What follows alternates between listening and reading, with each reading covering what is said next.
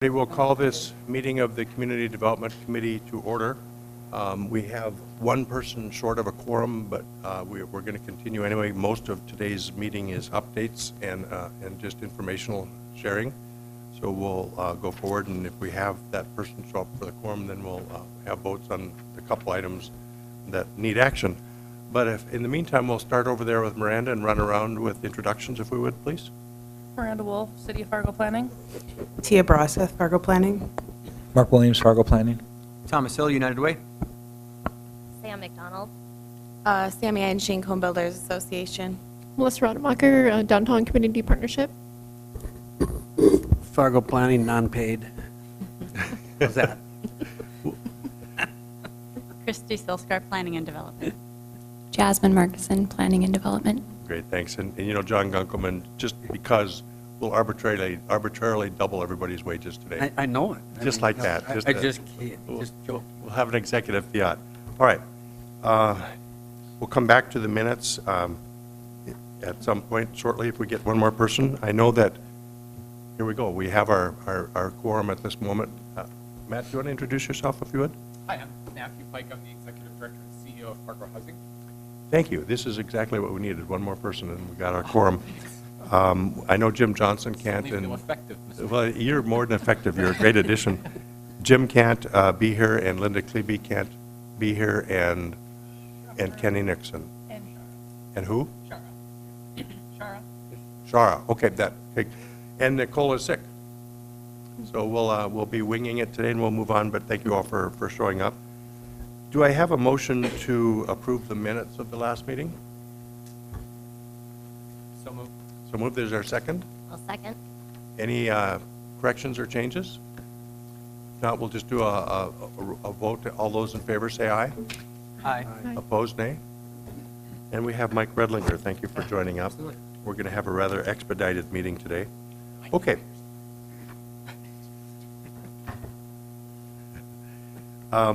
At this point, we'll call on Bruce Carlson with the code enforcement. Are you up for doing this with us today, this visit? Sure. Today, Bruce? I know this is 3 meetings in a row you've been here for this. All for you. You can either come to the table or the podium, whatever works for you. Podium. Okay? See everybody better that way. Well, thanks for inviting me, Bruce, Fargo Inspections. I didn't have anything planned, so maybe I'll just tell you a little bit about where we've been, what we're doing now, some things about how we're doing things a little different, and then some programs we're looking at. Code enforcement, when I started, we had 2 staff, basically maybe 2.5, doing code enforcement. But it was a small part of their job. They were rental inspectors. They were supposed to inspect all rental property, and code enforcement was kind of a back burner position at the time.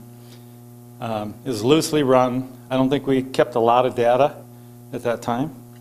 So it's changed. We went to 3 staff. I did bring in all residential inspectors to also do code enforcement. They've been aware they're going to do it. They might get cases.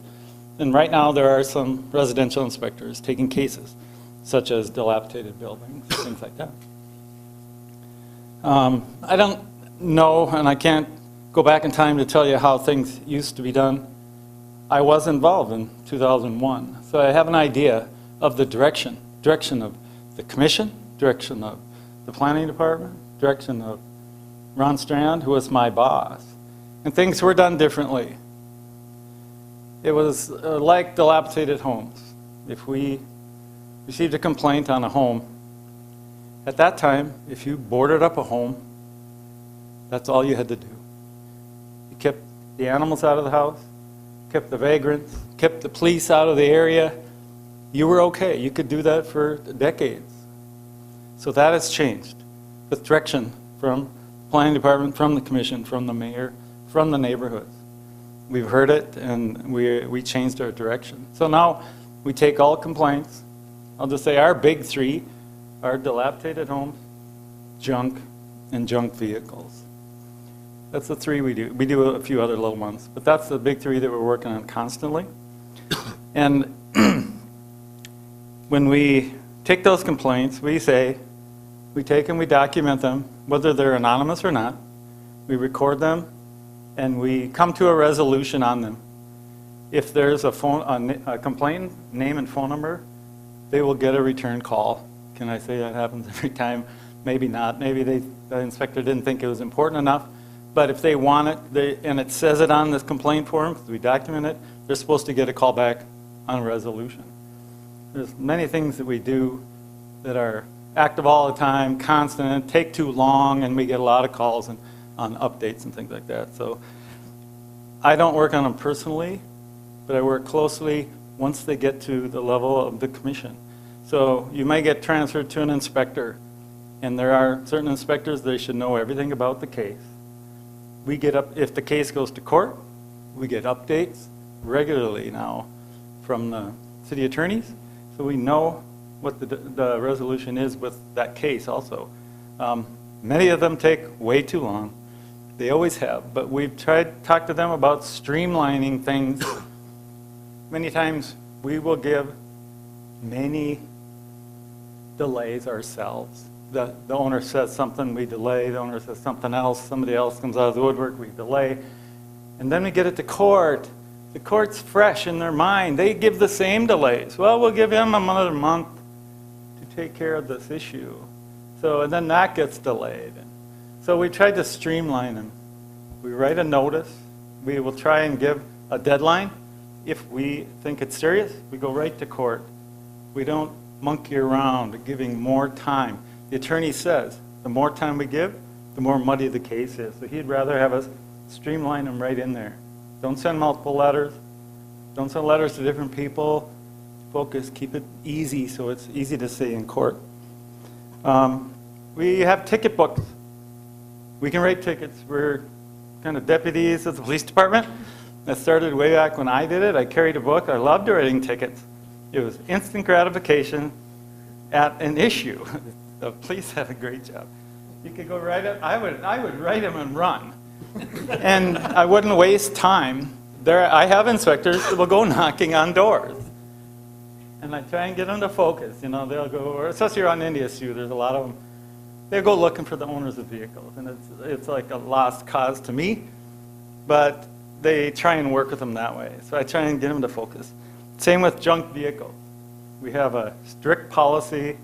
We have laws we have to follow. So we follow them very carefully before we tow a vehicle. And a towing agent ends up with this vehicle. So the ticketing is a good thing. And even the residential inspectors have tickets. They don't write many. But we can write anything. 4 different tickets. Front yard grass parking. Sidewalk. Across the sidewalk. I don't remember the other 2, but there's 4 that we can write, and the chief has allowed us to do it. The new chief didn't even know we were doing that. So it's passed a couple chiefs since we got authority to do that. He goes, "What? You guys have?" We have badge numbers and everything. It's kind of neat. Next, we're going to get a new code enforcement inspector for 2019. We've written the job description. We've submitted it to HR to get approval. We haven't heard back yet. As soon as we get that, we'll set it up. We'll submit it for applications and open it up to the public. As anybody in a position such as mine, I dream of somebody in-house wanting to do that job because they know the systems, they can hit the ground running, and hopefully it's somebody that's already done it, knows the paperwork, the systems, knows the people to work with in the city. If it doesn't, that doesn't matter, and we can get them up to speed fast enough. But that should happen within the next month or 2. We're getting new software. That should happen between April and June. Our software supplier said April, and I almost panicked that was too fast. They gave us like 5 months, and I thought, I was prepared for 9 with an extension to a year. And they said April, and they've been sticking by that deadline. April, we're going to do it in April. April, anything, meetings delayed? Nope, we're meeting in April, so that's good. We're looking at a lot of things that we can do with that software to provide information to the public, to the citizens, to contractors. We're going to be doing rental inspections a little differently. We're still doing the same, but recording them, recording the data, and who owns them. So we're looking at things we can do to open up information.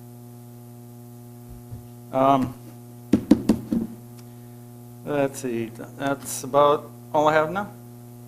Any questions? Anybody comments, questions, feedback? I'm curious if somebody gets a complaint, I know we sometimes do, what's your best recommendation how we channel that back to the system? Yeah, there's multiple different ways, and that gets confusing. The new software should formalize going to one place, but I don't know, we haven't talked about getting rid of Fargo One. Fargo One's a good one. I try to get people to channel a complaint to Fargo One, because somebody makes a good decision on what department that complaint should go to, and it's tracked. My wife did it. I told her to watch it. She saw something go away, then it came back, and you get a resolution on there. It actually tells you who's working on it, whether it's done or not, and you can comment at any time. So it's a good way to go back and forth. With ours, it's all phone, but we do take them. We take everyone that comes to the counter. If you don't leave your name and number, and a lot of people will not do that, we say, we get to make a decision. Nobody ever knows about it. The complaint's logged, but the inspector can make a decision, and it's just easier for him to make his own decision at that time. When I started, we used to say, we need your name and number. If we're going to end up in going to court, it can't be the city against this citizen. We need an eyewitness. So we still say that, recommend it, but we still let them do complaints anonymously. There are people that are great citizens about witness. They'll let us come in their backyard, take pictures, they'll document things, and it works out really well. So that helps us. Mark? To touch on a couple things too, you know, as the city evolves and as we grow and we meet more expectations based on what the citizens request, I thought I'd follow up on a couple things. Inspections is now its own department, and in addition with that, the code enforcement inspector, we have a group made up of employees here at the City of Fargo. It's called the Code Enforcement Task Force. And the goal of the Code Enforcement Task Force is there's representation on there from all departments. And when there's kind of multi-jurisdictional violations going on, it gives us the opportunity to communicate departmentally and attack the issue kind of in solidarity, which helps the attorneys kind of process some of those issues a little bit more effectively. That task force was huge years ago as far as some of those larger violations, but we've been able to slowly comb through the city, so it seems like the workload on that task force has diminished over time. That's a great ad. It happened in '02 and then again in '08, and it kind of goes like this and goes away. Planning's done a good job of keeping the meetings going, even if they aren't needed every month. And it's great to have contact with the other departments, especially the police department. A lot of things we're working on, we need an officer there. We've done warrants, even for rental inspection, warrants to get in a house. We need an officer there at the time. When we're going to remove junk, my yard, the owner gets involved, we need some participation, help. One of the ones I was involved in '03, every department was there. We cut a fence down, removed it, took everything, documented. And things take time. Everybody needs to know we have the ordinances, but we deal with state law sometimes, and sometimes it takes way longer. The first house that was ordered, the second one ordered a commission for demolition. It's going to end up going to the court. If we win and go to the Supreme Court, you won't stop. That one would be a year. We spent the year, commission spent time, now the courts will spend time. And that would be a great case to get through. We need to win that to show people that it can happen. We have two more that are coming down really close that might pick the same track. So if we get one done, people will know, take care of their own business, so we don't have to. John? After the Roosevelt, the Newman Center project last night, it was interesting. I think we've heard this at the Planning Commission multiple times in the older neighborhoods that, especially around NDSU, I think they're very welcoming to what's happening with the code enforcement. And it just takes away one of the other arguments that when they're fighting something that, whether it's a project like what was presented last night, if the code enforcement is there on the rental properties primarily, is what they were, I think we've shown that the city will take care of those issues, and any of this other development that might come along, it probably might be easier to accept if they see that there's some code enforcement with the other properties. It's really good insight there, and my sense is, from the perspective I have as a commissioner, is that our leadership is very pleased with us going down this path now. And I wish Ken Enochson was here right now as the neighborhood rep, but they're very involved in this, and you've been working with them and hearing and working with the neighbors, and of course that's one of the priorities of community development is neighborhoods. So that's it's good for us to just kind of keep tabs on these practices and policies and going forward. Thomas? Commissioner, if I could you speak a little bit about how does the city prioritize specific neighborhoods for code enforcement, or does it truly come from kind of a citizen-driven, list to say now we're going to look at this house or this property? Does that, or do you kind of have an internal list to say, let's look at properties here, here, and here? It's 100% citizen-driven right now. We have all we can do to take care of that. I can see how in the past when we would order a home boarded up and they put up some plywood and boards and they were done. They didn't have to go down that path. And many of the demolition issues that came up in the past were little tiny legal things that stopped everything in its tracks, and those homes sat there again. Everybody ignored it. Complaint never came back. So it is citizen-driven. We haven't really looked at anything like that. In our own department, we look for ways to do different things. And when I was way back, we just decided in the spring we were going to do a drive around. Everybody that did code enforcement. And we, at that time, only used the International Property Maintenance Code for rental property. But we discussed it with Jim Gilmore, and he said, no, use it for everything. And that means we can order a citizen to paint their house. And that's hard to do. And that's hard to do. So we were trying some things like that, and then we got into conflicts with citizens about painting homes. And that's why sometimes when I'm in the planning meeting, I'll bring a painting home. We start a paint home program. The drive around and I see a lot of homes that just need paint. But it is right now it's citizen driven, and everyone will get the look that it needs. Anybody else? Thank you very much for sharing this with us. Don't ever hesitate reaching out to his department. Okay, we'll continue on to staff updates with Nicole gone. Tia and Mark, I'm not sure who will be doing which updates. Thanks, Commissioner Strand. I'd like to back up to number 4. I think we pass that up and I'm from sorry. 3 to 5, if that's okay. We do that Okay. first. Now we have, is there anybody in the audience that would like to present public comment? Anybody at all? Okay, thanks, Tia. Okay, thank you.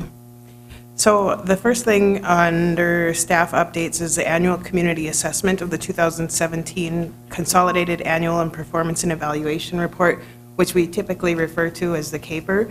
So in your packet, you'll see that is, there's a memo there, and then we get this from HUD every year. It's something that they're required to send to us after we submit our CAPER. and you're either unsatisfactory or you're satisfactory. So you work really hard, and just to get satisfactory is a little uneventful, but that's where we're at, needless to say. And we have a couple of discrepancies between our 5-year plan and our annual plans that we're working on right now with HUD. So we expect to get the first wave of that done by February 2nd. And so that's a good partnership that's happening there. Once we get that all wrapped up, we should be in good shape moving into our 2019 plan, and then eventually that'll all go away, and we'll start with our next 5-year plan, which is 2020 to 2024. And this assessment is also posted on our website at this time, right, Christy? Yep. So basically, what we're really asking for this is just to receive and file it as an action. Okay, do I have a motion to receive and file? So moved. So moved, Thomas, is there a second? Second. Melissa, any conversation or comments, questions, feedback? Anybody at all? Miranda, could we do a roll call vote on that one, please? Pike, Yes. Gunkelman, Aye. Hill, Aye. Rademacher, Aye. Heidenschink, Aye. McDonald, Aye. Redlinger, Yes. Strand. Yes. Okay. All right, yeah, and then do we go to home update CBD next? Yep, We can do it. on 6B, there is an attachment, that's the minute. So currently, planning is working on its 2019 annual action plan process and any necessary amendments that we'll be doing that will coincide with that public comment period.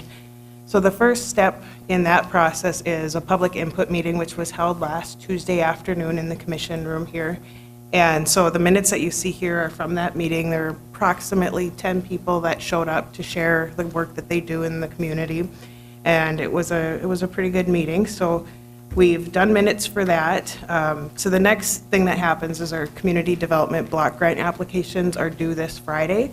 So once we get that back, we'll start the review process. And the first step with that review process will be for staff to review and prioritize those based on our 5-year plan, because 2019 is the 5th year of that 5-year plan. So there are certain eligibility things left that the staff would review and prioritize first, and then take it to a subcommittee, which hasn't been formed yet, like we had with the social service funds subcommittee. We were brainstorming, thinking that we would do a different committee, maybe with a background with HUD programs and housing.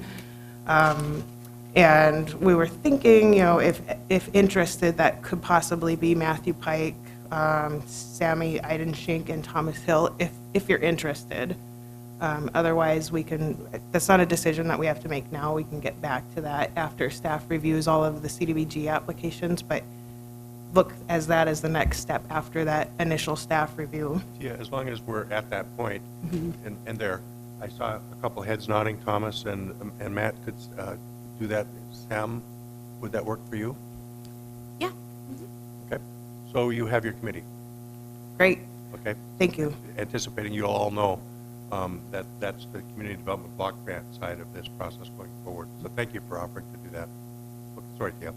Okay, no, that's great. So we'll be in touch with that subcommittee, and that will be a relatively quick turnaround process on that, just because we're on such a tight timeline with getting this 2019 annual action plan to HUD. And so that will be, we have for the 2019 plan, it has to be drafted by February 22nd for the initiation of a 30-day public comment period that would start on February 25th. And March 19th approximately, I think, yeah, your March meeting, that plan will come back to this committee for approval and then go through Planning Commission and City Commission also. So the same thing you see every year for all of the plans. Only thing different is this is the final year of that 5-year plan. So if there are any questions on that, that's pretty much all I was going to say about that, unless Jasmine or Christy have anything to add. Jasmine or Christie at all? Okay. Was the attendance at our hearing the other day pretty typical? The 10 or so, do you folks know? From what I've been told about the past, it was lower than normal, and we're speculating that that might be because of the commission being kind of under, this room being under construction and people being confused, going to the new building versus this one, and then the public outreach, I think, is a little bit different this year, so. And Tia, there was some feedback, wasn't there, about our processes or is that separate from that? I think you're talking about the social service fund. That's a separate, we'll get to that Yep, in a that's a moment. separate. Okay, any other questions or comments for Tia and Jasmine and Christie on this one, or Mark? We have our subcommittee in place, so you can call that committee whenever you need to engage. Okay. Sam? Okay, hey, thank you very, very much. We'll be in touch. 2020 census, and I know, Thomas, you had brought this up as a priority. Who's going to address this? Will that be Donald Kress? Oh, okay. Yeah, well, we're kind of tag teaming it, That's but good. eventually maybe Don will be the staff lead on this. So, yeah, we have some handouts here.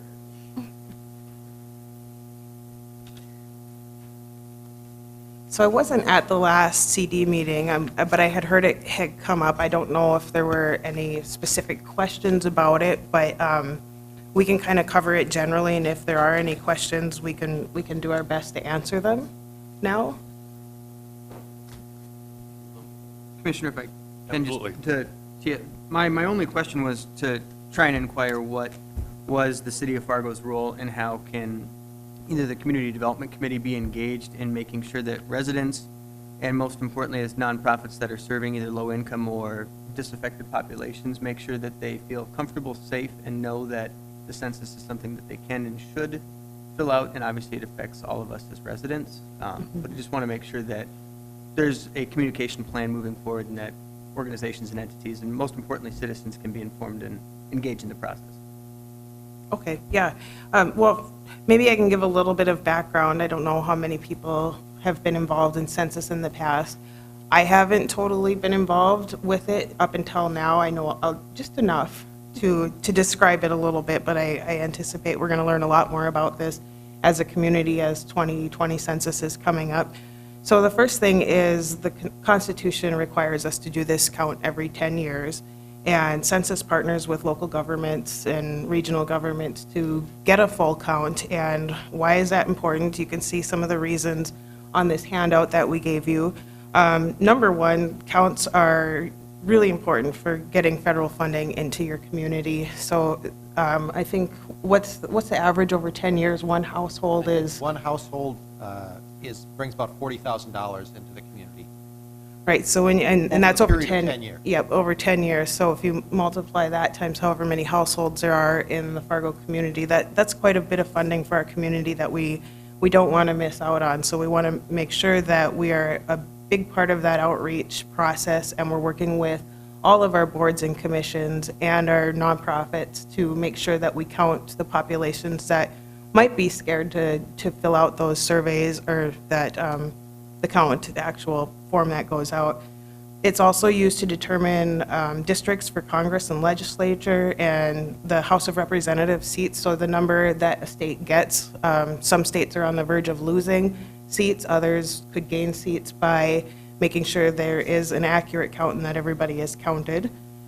It's also used for economic development by developers and business owners, so it helps businesses decide where they want to locate their businesses, so that could be an economic development component for Fargo, which is also very important for new jobs and bringing more people into the community and continuing to increase our population. So in 2030, we have even a higher count.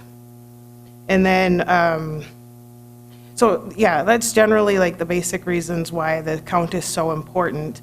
And the data is confidential through Title 13, which means that everybody who sees address data must sign a form to be a recorded user, and it's very well protected. So that's really important for people who are scared to fill out the information because they are afraid that their data might be breached and people will get a hold of their information, have their address and whatnot. So it's very, very tight in terms of people who get to see that data. There probably wouldn't be more than 2, maybe 3 people that work for the city of Fargo that would actually have that ability to see that data. So how do we do this? The first step is developing what's called a complete count committee, and we do that in partnership with the mayor. So the people that make up the complete count committee are people from various sectors of the community. So it's, people from elementary, public, so Fargo Public Schools, all of like NDSU, vocational schools, business, government, secular, health, police. So pretty much every kind of branch of the community that you can think of, you want the leaders of those communities to be on that complete count committee. And that is a committee that's going to help all of us do really good outreach. Like the point of that committee is to make sure that we're educating everybody in the community on how to make sure we're not losing people who we need to count for this next round. I don't know if you want to add anything, Donald? Well, yeah. What's left? Sure, okay. Well, I'm Donald Kress with the Department of Planning and Development.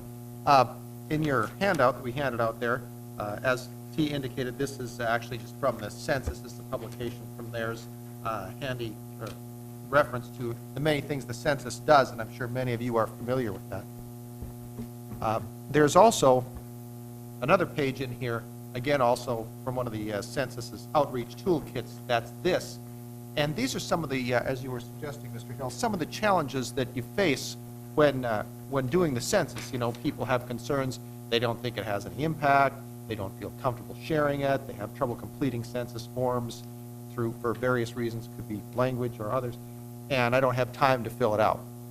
And so as we go forward with our outreach, which again, we'll be going through the various boards and commissions here in the city. As you know, we have 13 boards and commissions, and asking you to work with us to help develop that complete count committee. These are some of the things that we need to overcome with our outreach and develop strategies to express the impact, to make people comfortable, to be able to fill out the forms, and to realize that, it doesn't really take that long. One of the suggested routes on that last one is tell people in the time you're waiting for your bus, you could fill out the census form. It's not that complicated.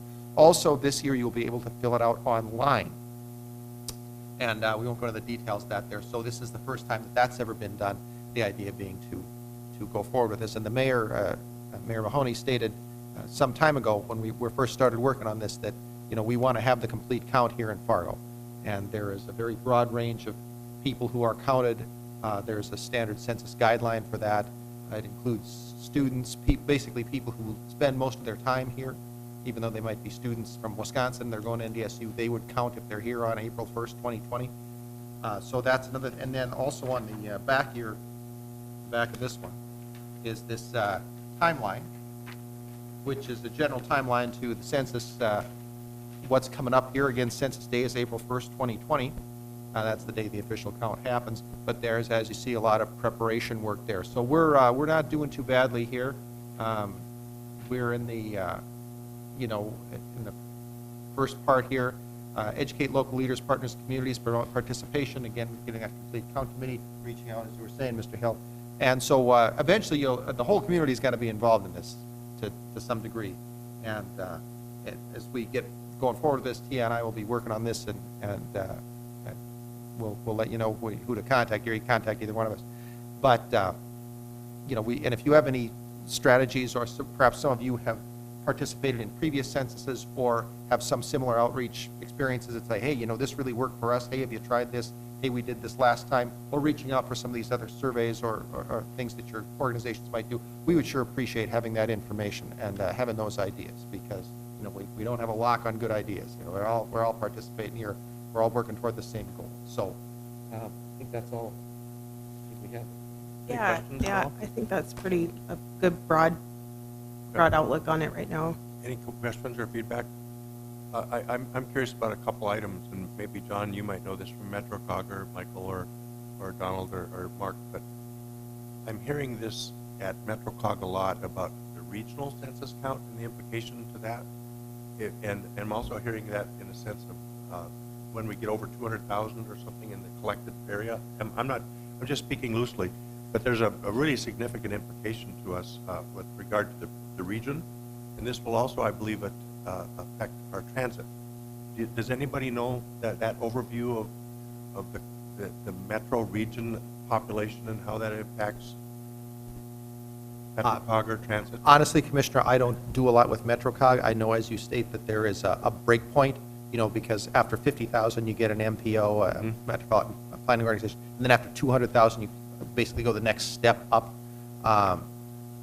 Our complete count committee is just by individual jurisdiction, so ours is just for Fargo. Just Fargo. But we have talked that if you look at the census tract map, which we don't have a handy one here, but some of our census tracts do share with West Fargo and even Cass County, and so we are figuring that we will be working with them as well. We all do our individual counts by jurisdiction, which is how it's done. But then the aggregate, that's something, MPO figures in an aggregate in a little different way than just the individual jurisdiction counts. John, do you recall at all from MetroCog? I think we will. I think they're looking forward to, after this 2021, that we will make the next step into, I'm not sure what that leap is, whether it's the surrounding area or whether it's their jurisdiction. Will, and that might be going over, I would guess, going over 250,000? I think so. Yeah. Is what that step would be. Michael, do you have a sense of this? I'm just asking because it's an overview that Yes, we sir. need to kind of see coming. Yeah, absolutely. We're right at that threshold moment. And John, I think you hit it on the head. I believe 250 is the number. And as it relates to transit, we currently operate in a sort of a loose joint powers authority, although it's been well-defined over the years. We will then be eligible to establish a transit authority that would have different responsibilities and different authorities and be seen differently by the federal government. So yes, we're going to be at that threshold moment if in fact we eclipse that 250,000 in the metro population. But I would just, support certainly what Donald and Tia had said. I mean, I think that the staff is very committed to supporting this effort. It seems just like yesterday we did the 2010 process, but this is really critically important, for future funding and for future programs in our area, not just local government programs, but a lot of federal programs that benefit our people in this area. Mark? Yeah, it redefines MetroCog becoming an MPO, and then they get the federal money instead of the state. Okay. That's right. This will be good to keep our eyes on this evolving and the impacts on us as community development goes. Anybody else? Any questions or comments? Just a question, is there a recommendation and for us to share this with the community and the board and just to get the word out, or what are next steps, or what do you guys recommend? I would absolutely recommend that. Start doing outreach with community members and people that whether it's, executive directors of other nonprofits or leaders in the community. Okay. And let them know we'll be reaching out to them as we get going on the complete count committee. We are doing this in Fargo here. There's a state census office. North Dakota state government has one, as well as the U.S. Census has representatives here that we have met with actually a couple times already. So we're trying to, I think we're probably the first large city getting going with the complete count committee. But we also want to, work with our other fellow jurisdictions and the state here to make sure we're all motivated to get a good count for our own jurisdictions and for North Dakota. Okay, that answer it, Melissa? Yes. Anybody else? Tia? Yeah, I just want to add to that there are a lot of great resources on the census.gov website. For example, when we had the gal that came in, Erin, she's from the census helping us do this outreach. She showed us syllabus plans for teachers to use throughout a whole entire year with examples of census. So they're still meeting, the check boxes that they need to in their required curriculums, but it was kind of neat. So that's just one example of a resource there, and there's a lot of information. It's easy to read, and it's actually pretty interesting. Okay. Anybody else? Thank you for that update. That's important information. We'll continue on our agenda. With regard to any other business, Tia, should we touch for the moment just briefly on a recap of the social services processes and budgets and teamwork? I don't know if that's something we would want to wait for Nicole on, or what specifically you might want to. Let's do this. I know that we had a committee that worked on that, and we had discussion in the last meeting of whether they would go back and look at the institutional aspects of our budget, the CBDG stuff versus social services.